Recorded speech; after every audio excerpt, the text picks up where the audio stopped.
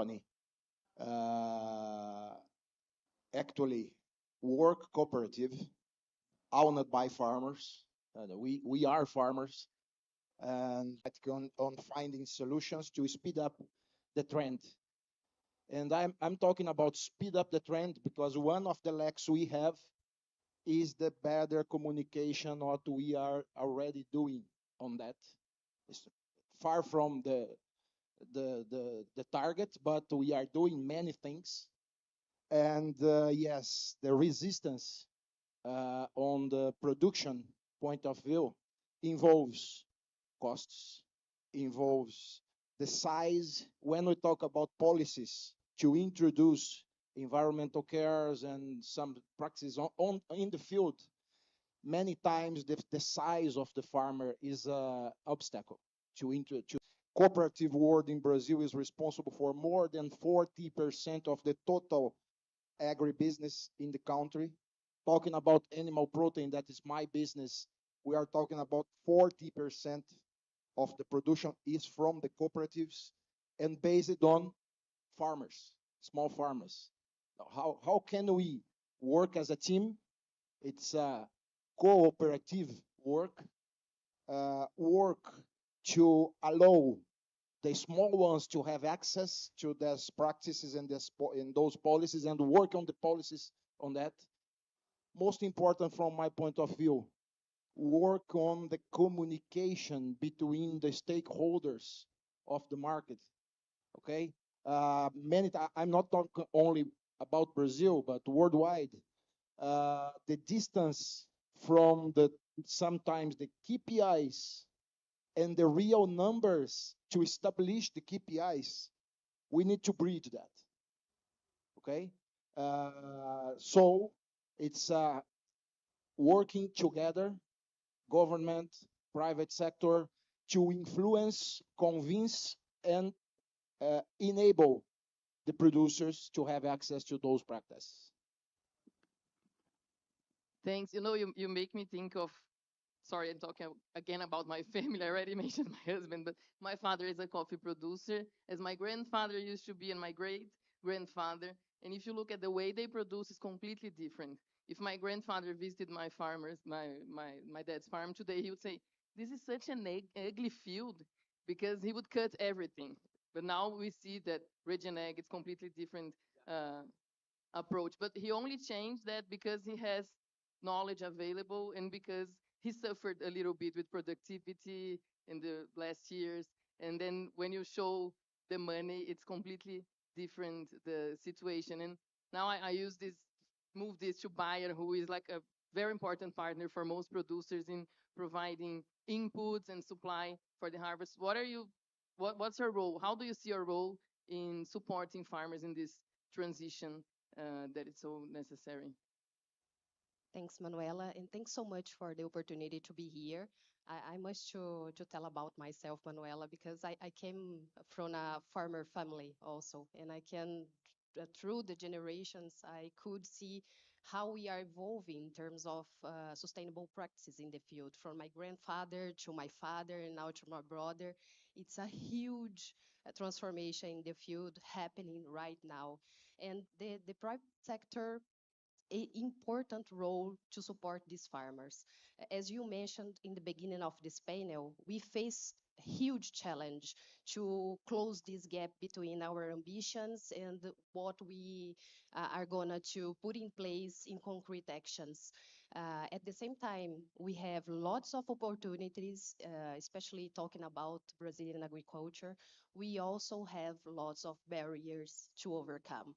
And from the perspective of private sector, I could mention at least three barriers that are stopping us to evolve in our ambition. First of all, is the disconnection between global goals and the local reality.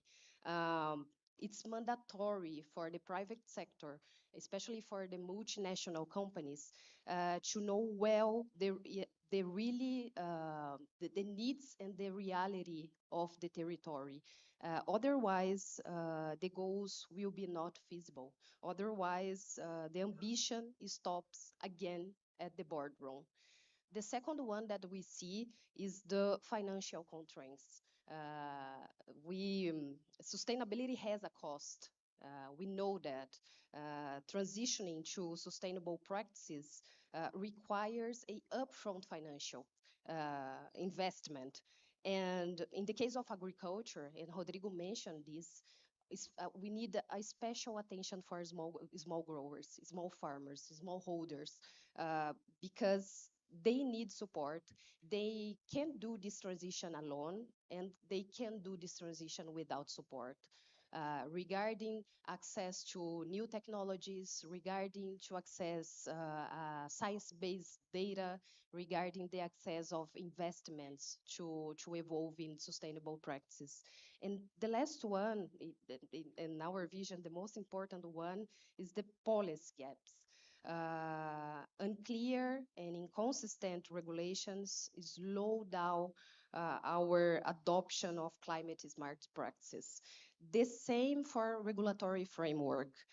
If the standards, the processes, and the metrics do not take into in consideration the necessities, the needs, and the particularities of the territory, the locality, again, the climate goals remain aspirational.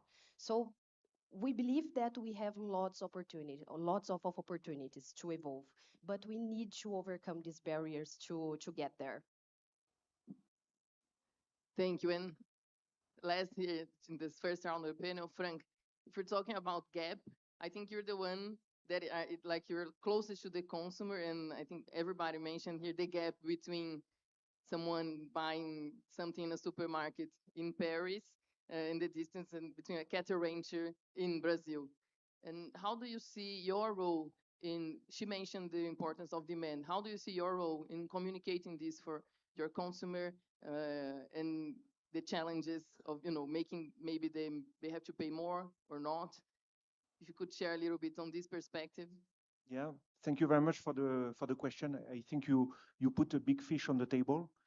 So a few words about Nestlé. We are a large multinational company, and we are indeed selling products to consumer. Maybe to some of you, we have consumer here in this audience. We have product like Nescafe, Nespresso, KitKat, or this kind of quite iconic brands. And so it's been a few years, but we are committed to achieve net zero greenhouse gas emissions by 2050, which means that for us, the bulk of the emissions are in the agricultural supply chain. And to give you a sense of the scale, we are talking about year on year between 26, 28 million of tons of products that we source: coffee, cocoa, dairy, cereals, etc., palm oil as well, and other and grains, soy. So all of this, we need really to decarbonize the supply chain. And one of the key levers that we have identified is regenerative agriculture or climate smart agriculture. I mean, let's not debate on the terms, but it's really this approach to try to implement regenerative practices that have a positive impact on soil health, reduce emissions. And we see positive results because after 5 years implementation, we have already reduce our emissions by 20% compared to the baseline of 2018. And now we are sourcing 20% also of our raw materials from farms that are implementing regenerative agriculture practices.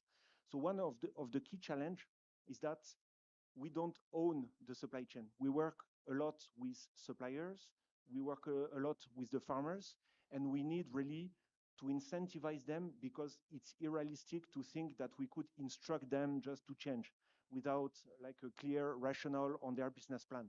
So we need really, we heard the word about collaboration. Collaboration, it means really going deep into the commercial agreements with the suppliers, providing the right incentives to the farmers, supporting with training, and really having this support to the consumer. And this involves a lot of investment. We made an announcement, I mean, at the time, to invest 1.2 billion until 2025 to scale up regenerative agriculture. And so that's what we are committed, and we are spending that money. But what is difficult is then, the demand. And it's not because we are doing all of this that the consumer will prefer our brand or our product over others, because the sustainability selling argument is not at the top of the list of a consumer. People have other concerns like the price, the taste, the functionality of the product. There was something healthy. And after, okay, maybe yes, if it's sustainable, I prefer this one. So that's the reality currently we face as a consumer-facing company, because we need to integrate and educate the consumer, integrate proof points into the communication to the consumer, but knowing that it's a battle we need to have. So, and I think one of the key barrier as well is that we heard the word of the policy environment. I think that could help a lot if, there was a consistent implementation or setting up of ambitious nationally determined contributions, because then, it trickles down into policies in countries that can help stimulating the demand, but also help us also in scaling up regenerative agriculture. So these are the key barriers I would highlight. That's great. I'm looking at my partner in time here. Do we have time for another round before Q&A? Okay, perfect. So I hear a lot collaboration, communication, but I also hear a lot costs. And I think one of the gaps that we really need to close, especially for producers who are struggling with land title, with a lot of other things, how do we close this finance gap for them to implement this practice that we all want? For example, in Brazil, we have a plan to restore 60 million hectares of degraded land. That's wonderful, because this means we don't need to clear forests and we have a lot of land available to restore. But this comes at a cost. The national government has just launched a line that's called eco investment, that banks can, they have access to money at 1% interest rate a year, so they can lend for producers to restore degraded land. But when we look at it, the route between the bank and the producer is huge. How do you see, and this is an open question, bringing another fish to the table, how do you see your roles in supporting producers get to this money like easier? Because now they're struggling, and in the end they might give up and do something else. Who wants to start? Maybe I can start Okay. here. First of all, we need to be more proficient in show in a better way our data that we already have. As Rodrigo mentioned, Brazilian agriculture, for example, is doing a lot in terms of sustainability. But how can we prove that we are doing a lot? What is our traceability in this? So what we did in the past as Bayer, 5 years ago, when we started to discuss the carbon market law in the country, we started to receive questions from our growers saying, okay, we know that agriculture is part of the solution. We know that carbon capture is a super relevant element, but how can we, as Brazilian agriculture, can play this game? They are asking us this because we know that all the standards and all the rules that we have to measure, to report, and to verify carbon capture globally, that is acceptable globally, they are based on temperate agriculture. And we are living in a tropical agriculture that is completely different. We need to have sustainable practices to be possible to make agriculture in a tropical environment. So 5 years ago, we decided to partner with Embrapa to develop with science-based methodologies that could prove how we are capable to capture carbon in the production area. And during the last 5 years, we developed these methodologies with Embrapa. We show with data, and we could prove how we are improve our carbon capture, increasing the region ag practices in the field. This is important. We must to be proficient in show this to our authorities, to our partners, what we are doing and how we are doing based on science-based data. This is part of the challenge. Yeah, what I hear from your answer is like if you offer a carrot, an incentive, and carbon would be the incentive, then maybe the producer will be willing to, you know, get some money, implement other practices, and then he will have a result which is a carbon premium or something like that. And that we need a better methodology to identify. Then now for the off takers, do you see that? Do you agree with her that companies would be willing if you have the correct methodology, if the farming is doing the right thing? Do you agree that this is your approach? Would you like to pay more for a carbon premium, for example? I'm testing here the ideas. Okay.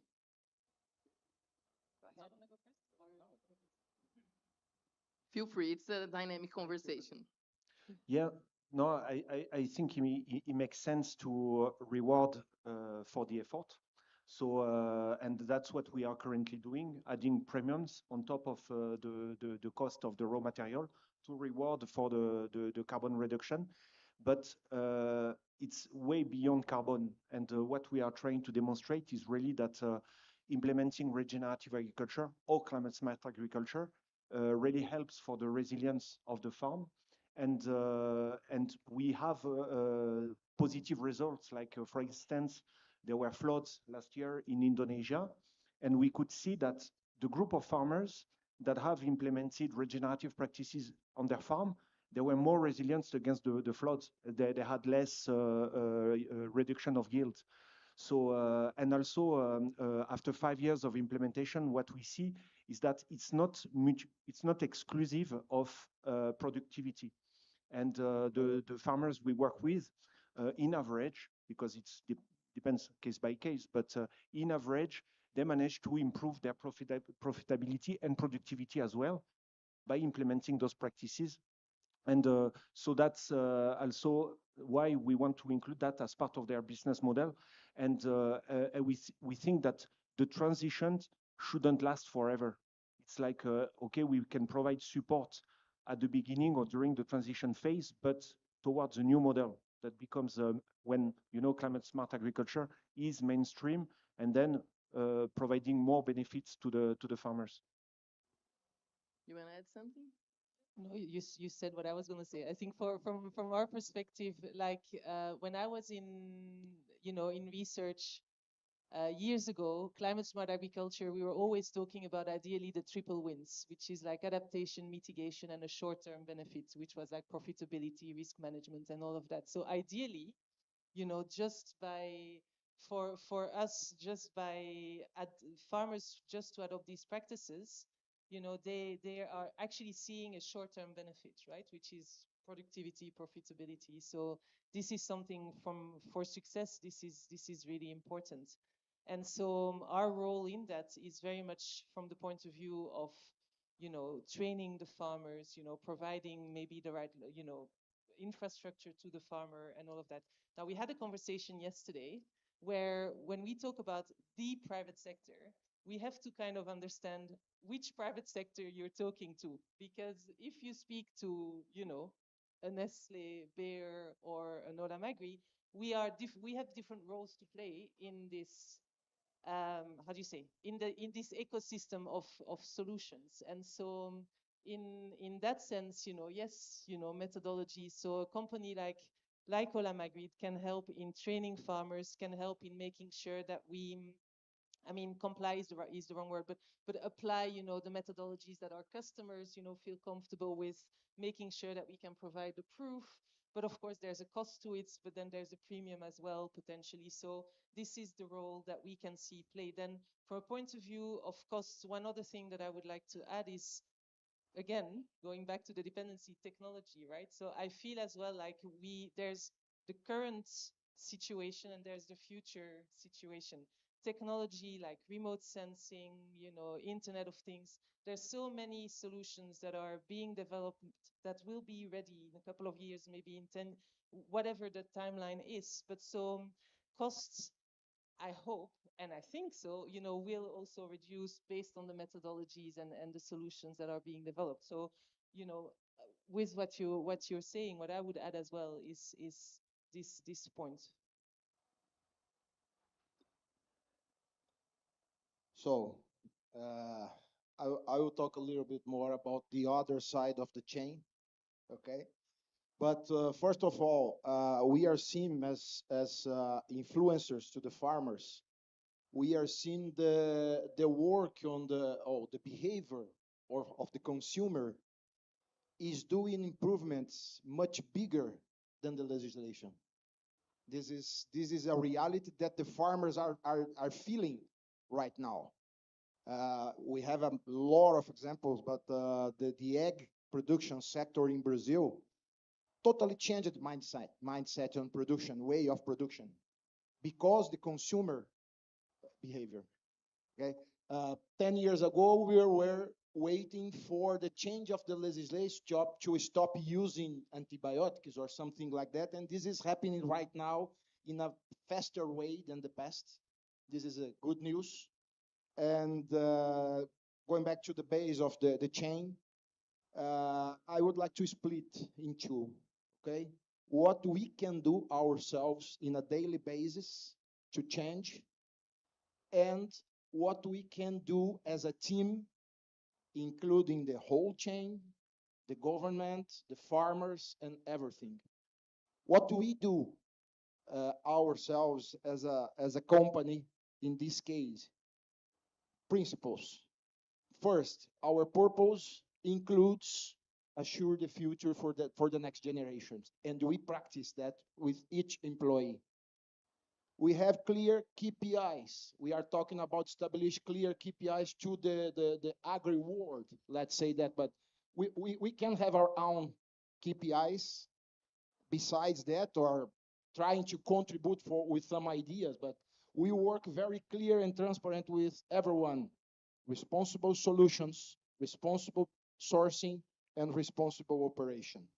Solutions for us is the most important, is about what kind of technology we provide to the farmers to reduce the CO2 emission or replace antibiotics usage. We have a global target which mention 19%. It's not a target. We achieved that. 19% of our gross margin worldwide comes from responsible solutions, technologies to the farmers. In Brazil, this year, we closed the year with 47% responsible solutions. And I jump to the next one using this number. Why we have 47 here? Two reasons. One, the market, okay? We export 30% of our meat. The meat we produce in Brazil, we export 30%, okay?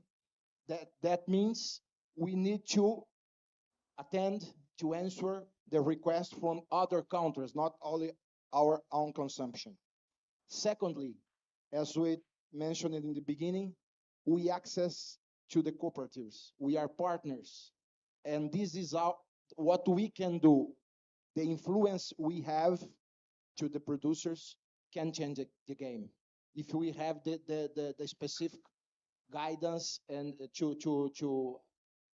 and nowadays, different from 10 years ago, use these responsible solutions to the production, not increase so much the costs than the past. This is our job. We are bringing the production of those technologies from the Netherlands to here to split the freight, the taxes, and to allow a more effective cost to the producers. This is in our daily based job. Oh, that's great. It's a super interesting conversation. We raised so many points, and I'd like to open to the audience now. We have a first one. I don't know if, do we have someone to support them with mics?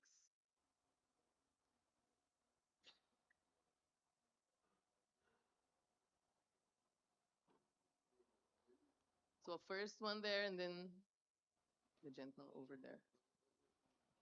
Thanks. If you could say, introduce very quickly yourself and then move to the question. Hello. Yeah. Thank you. I'm Pedro Machado. I am a soil scientist of Embrapa in rice and beans. And although I'm a soil scientist, I've been in the last 10, 15 years working in integrated crop, livestock, forest systems. And I have one question. I think it's related to pasture system. Maybe Rodrigo or Frank can answer. It's what are the restrictions based on your experience of the adoption of trees in pasture? Maybe in southern Brazil it's not the case. I don't know whether you have other business in Midwest Brazil, but like in dairy system, né, we saw that there's a relevance in having trees in the pasture system, and it's very promising related to the improvement of the negative carbon emissions. So that's, and for you, Saint-Martin, would you be able to lend Clooney to promote our case in climate smart agriculture? Thank you. But thank you very much. And I think Embrapa is anyway the key partner we have in our dairy programs in Brazil. So actually later this morning, going to present the Nino case. But anyway, I think we are developing indeed with the help of Embrapa pasture system integrating trees. But I think a lot of, we are not always talking about rocket science, and it's always often have to do with culture as well and history. And for example, you can hear with my accent, I'm from France. And in France, in the 50s, 60s, the government redesigned completely the country to dedicate to production. They wanted large scale fields, etc. So they got rid of the hedges, they got rid of the forests, they got rid, like it was really, and now this year, I mean, the government has implemented another policy to come back to the situation before, like because they realized the need to have trees, and so now the farmers, even myself as a let's say owner of a house, you receive subsidies to plant trees in the hedge. So I think there is a just and that's also the role of science to spread throughout the society to take the right decisions. And but we shouldn't underestimate also the weight of history and decisions of the past. And we are in a process to transform. I heard George Clooney will be in Belém next week. Just say. We have another question there. 30% deposit, or they can give like tractor, or can give seed or fertilizer. So then during the harvest, so they can deduct. So any model of a Brazilian country that doing this kind of financings we're talking about, what kind of model you are doing with the contract farming so far? Thank you. Maybe I think Bayer or I don't know. In our case, we are talking about animal nutrition. Okay, it's not about equipment or something like that. What we do in a very frequent basis is because that we call solution. It's not about a product. Many times we have a technology, and we need to help them to with the know-how to use that to not raise up the costs using that to have the result. Okay, that's about consultancy.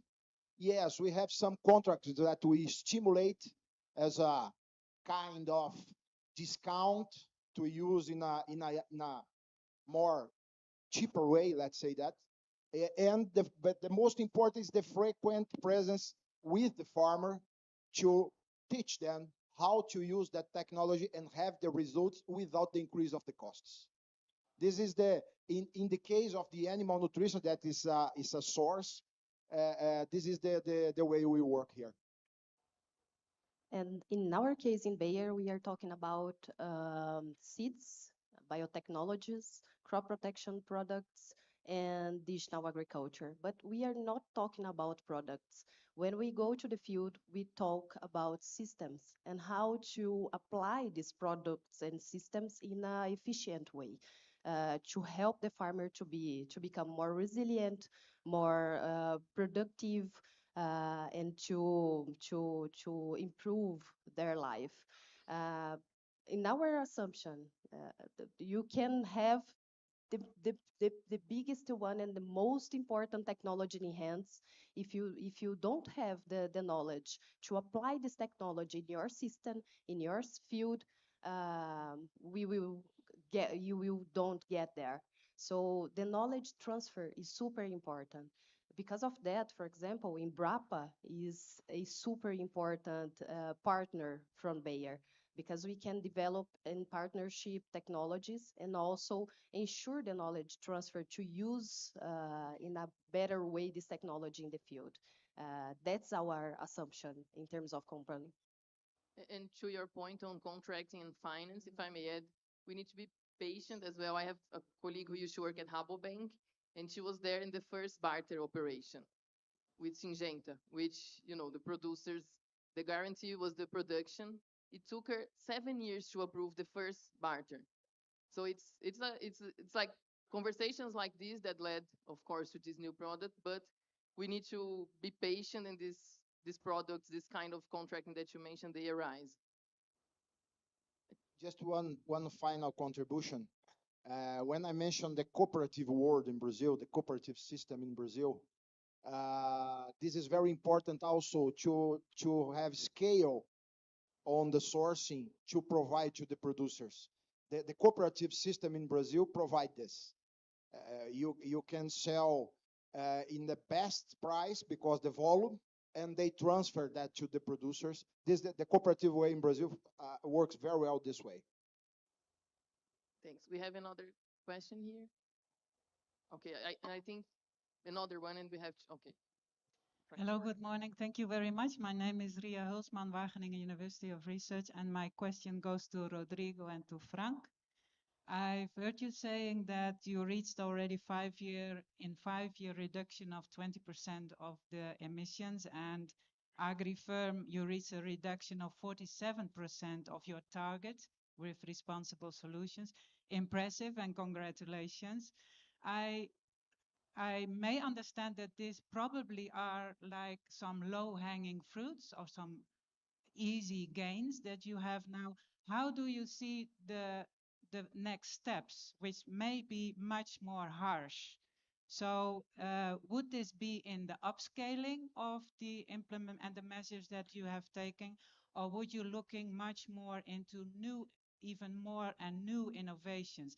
And you will probably going to answer that it will be both. So then where would you expect more gains? Is it in the upscaling, or would it be in more and new innovations? Thank you very much. Well, thank you very much for the question. And yeah, big fishes on the table today. But yeah, I mean, we collected indeed the low-hanging fruit, which were not so easy to collect, by the way, when I speak to my colleagues. And I think what we are harvesting today and these results that we present, 20%, is actually linked to the fact that we respect agriculture cycles, and the projects that were initiated in 2020 start delivering, in terms of carbon reduction. So that's why it's accelerating. We see it will continue to accelerate for a while, but then you're right, to achieve the next target in 2030, what should we do to scale up and really get to the next level? So we are exploring opportunities, and what we see it's really the collective approach, landscape approaches. For example, talking about partnering with other organizations that source from the same landscape. So it means like sometimes even partnering with competitors, and we don't always know how to do that. So we benefit from the help of platforms, WBCSD, to help convening. but it's not easy because it's an unusual way of doing business because access to raw materials is very competitive as well. And one other avenue is really advocacy and really mainstreaming or advocate to mainstream regenerative agriculture through policy. And that's perhaps also an efficient way, but it's a long pathway as well. But if the right system is in place, then we don't need, I mean, we can share the cost of the efforts, so these could be some answers, and unfortunately, I'm afraid that we are still looking for the answers. So Yeah. Thank you for the question. And regarding the low-hanging fruits, I can say we have a combination. We have the available market to those technologies growing at 2 digits. Okay, the number of producers, farmers, more available to accept this is growing very fast. In the same way, yes, we started from the scratch. The numbers will be bigger now than the future. Okay. Secondly, yes, is a continuous improvement work. Uh, in the case of AgriFirm, we didn't work on methane mitigation with technology till now, and we launched 2 new products this year to this purpose, adding on our portfolio. And we have a pipeline to introduce new technologies and to programming solutions to help the producer to improve those, to implement those technologies in the field. That's a combination. We have the opportunity because the market growth, and also we need to keep investing on technology and providing them in a costly effectiveness way to the producer. Thanks. I'm afraid you don't have time for another question. Maybe you can approach them during the break. I'm so glad you mentioned landscape approach. This is something IDH has been doing for 10 years now, and it's super challenging. So it's so good to hear from a company like Nestle talking about it. Before we finalize the panel and go to the next one, I'd just like to ask you to finalize with one word. Like if you had to pick one solution among everything that we discussed here for the next years to implement in one word or maybe one very short phrase, what would that be? You can start maybe. One word, collaboration. We don't have a silver bullet for climate change. We need collaboration. We need a cross-sectoral partnership. It will be very important. Great. yeah, I would say trust, and it's true that the action of the private sector is not always well recognized generally.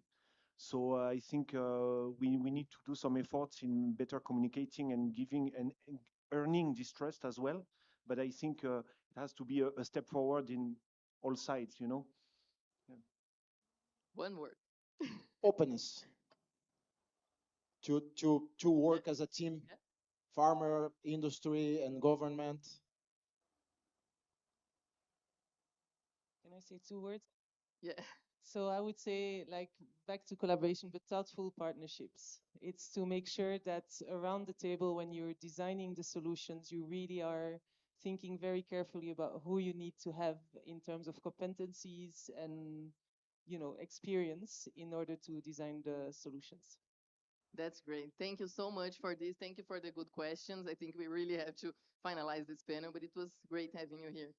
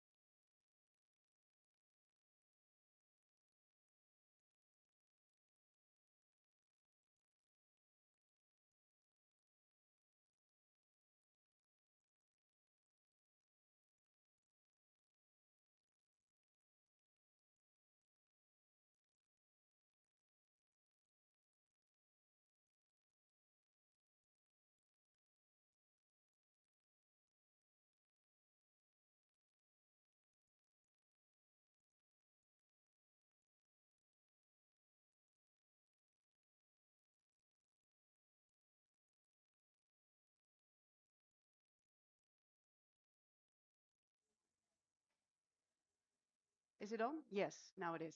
Thank you very much for to the previous panelists for their interesting perspective from the private sector. It's very interesting to hear what worked for them and their companies, which is why I'm also very excited to announce the next speaker who will take us through the fail fair, because obviously not everything works at first. And it's interesting to hear what first worked not and then started to work and be a success.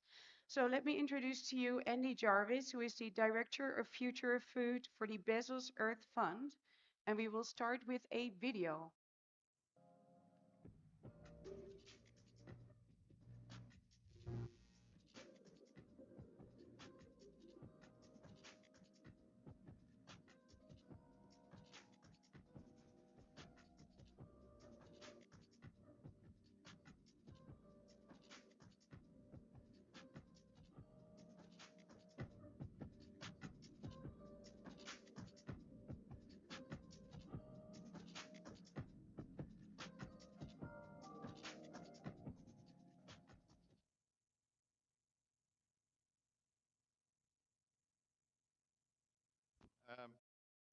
Um, you could say that failure basically has followed me everywhere I go. I think it was probably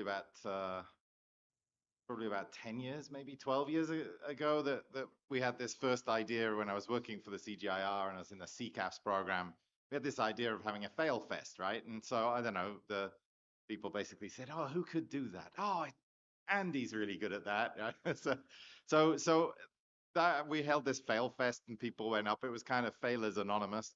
You'd go up and you'd say, "I've failed," and explain what, and explain then how you learned from it.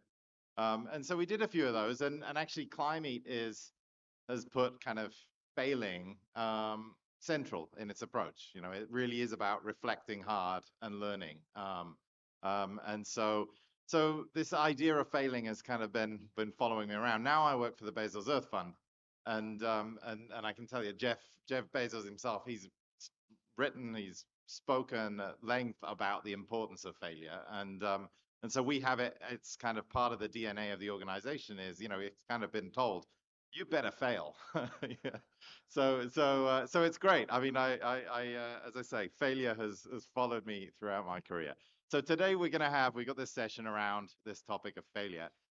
We're going to have, first of all, a keynote. This keynote is going to be fascinating. It's going in, this is not going to be a therapy session where we all talk about, how we fail. This is really understanding about this, why failure is important. How do we incorporate failure into the way we work, and in innovation, it's especially critical. So first of all, we're going to have a keynote from Samuel West around the science of failure. So what is the science of this, right?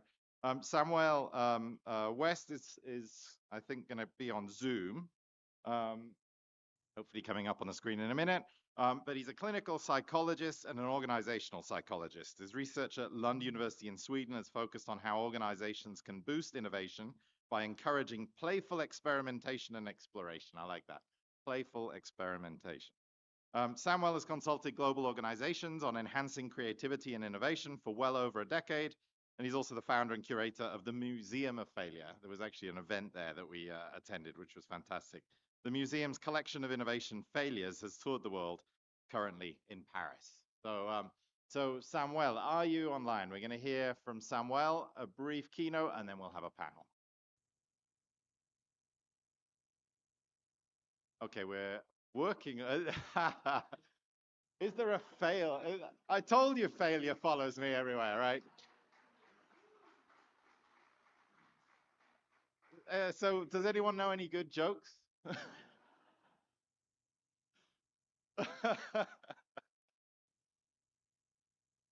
I need to fill in more? I do need to fill in more. Okay, all right. Let's talk about, I don't want to replace what Samuel's going to say.